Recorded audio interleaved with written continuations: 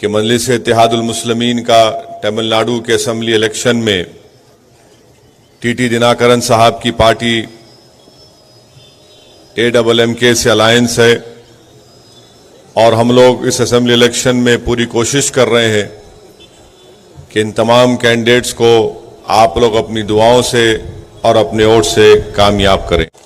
तमिलनाडु की पॉलिटिक्स में हमेशा दो पार्टी का रूल रहा, ADMK या DMK का।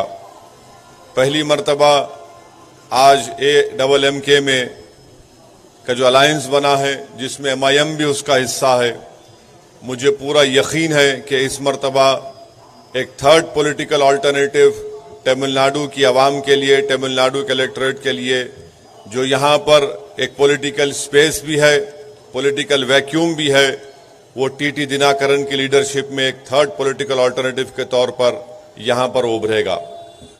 बंगाल चुनाव के बाद ऑल इंडिया मजलिस इत्तेहादुल मुस्लिमीन के राष्ट्रीय अध्यक्ष बैरिस्टर असदुद्दीन ओवैसी तमिलनाडु चुनाव प्रचार में पहुंच चुके हैं। तमिलनाडु में मजलिस इत्तेहादुल मुस्लिमीन का गठबंधन है और साथ ही साथ गठबंधन के उम्मीदवारों के लिए चुनाव प्रचार पर लगे हैं। इस वक्त जो आपको हम बता रहे हैं कि तमिलनाडु में 6 तारीख को मतदान है और मजलिस इत्तेहादुल मुस्लिमीन अपने गठबंधन सहयोगी दल के साथ वहां पर चुनाव मैदान में डटे हुए हैं। बैरिस्टर असदुद्दीन ओवैसी का बंगाल चुनाव के बाद सीधे तमिलनाडु चुनाव पर नजर है और तमिलनाडु में अपने 3 उम्मीदवारों के लिए पूरी ताकत झोंक दी है कि अप्रैल 6 तारीख को आप तमाम लोग अपने घर से निकलकर पूरे इत्मीनान के साथ आप अपना एक वोट प्रेशर कुकर पर बटन दबाइए। आपको डरने और घबराने की जरूरत नहीं है। हमने 60 साल डर डर कर वोट दिया है। आज असदुद्दीन ओवैसी, यकीनन मैं कोई काबिल आदमी नहीं हूं, मगर मैं आपको अपने जज्बात की तर्जुमानी करने के लिए मैं आपको दिल से अपनी बात कह रहा हूं कि उम्मीद की बुनियाद पर वोट दो। मोदी से डरना नहीं है हमको, ना किसी से डरना है, हमको सिर्फ अल्लाह की जात से डरना है। अल्लाह हमारे लिए काफी है।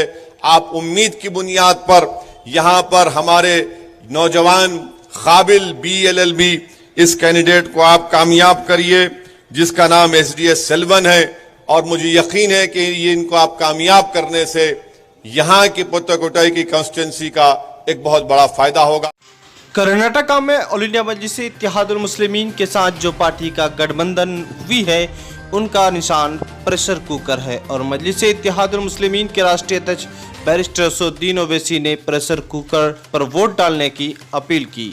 इस वक्त जो है मजलिस इत्तेहादुल मुस्लिमीन जिस तरह से अपने 3 उम्मीदवारों का प्रचार कर रहा है, उसी तरह से अपने सहयोगी दल के साथ भी उनके उम्मीदवारों का प्रचार करने में कोई कसर नहीं छोड़ा है। फिलहाल बैरिस्टर असदुद्दीन ओवैसी साहब बंगाल के फिर दौरे पर निकलेंगे और तारीखों का घोषणा नहीं हुआ है। हालांकि बताते चलें कि वहां पर इस वक्त मजलिस इत्तेहादुल मुस्लिमीन 2 विधानसभा सीटों का ऐलान करने के बाद और उम्मीदवारों का ऐलान करने के लिए मजलिस तैयारी में है। इस वक्त जो है बंगाल में ऑल इंडिया मजलिस इत्तेहादुल मुस्लिमीन के ऑब्जर्वर माजिद हुसैन लगातार मजलिस इत्तेहादुल मुस्लिमीन के और विधानसभा में उम्मीदवार उतारने के लिए पूरी तैयारी में है और मजलिस इत्तेहादुल मुस्लिमीन के राष्ट्रीय अध्यक्ष बैरिस्टर असदुद्दीन ओवैसी साहब का फिर से बंगाल का चुनाव प्रचार होगा और साथ ही साथ जिनका ऐलान बहुत जल्द किया जाने का उम्मीद है। इस वक्त जो है मजलिस इत्तेहादुल मुस्लिमीन कई चुनाव में सुर्खियों में है। उत्तर प्रदेश में जिला पंचायत चुनाव है और मजलिस इत्तेहादुल मुस्लिमीन ने पहली सूची और दूसरी सूची जारी कर दिया है। पूर्वांचल में मजलिस इत्तेहादुल मुस्लिमीन इस वक्त काफ़ी मजबूत स्थिति में है। बताया जा रहा है कि जौनपुर आसपास में मजलिस इत्तेहादुल मुस्लिमीन का पकड़ काफ़ी मजबूत हो रहा है। हालांकि टांडा विधानसभा में मजलिस इत्तेहादुल मुस्लिमीन की तरफ से कई कार्यक्रम आयोजन किए गए हैं। इस वक्त उत्तर प्रदेश में बड़ी मजबूत दिखाई दे रहा है। उत्तर प्रदेश की बात करें तो 2022 में चुनाव है, लेकिन मजलिस इत्तेहादुल मुस्लिमीन के राष्ट्रीय अध्यक्ष बैरिस्टर असदुद्दीन ओवैसी साहब ने 2021 में लगातार चौथी बार दौरा से वहां का सियासी माहौल गर्म कर चुका है।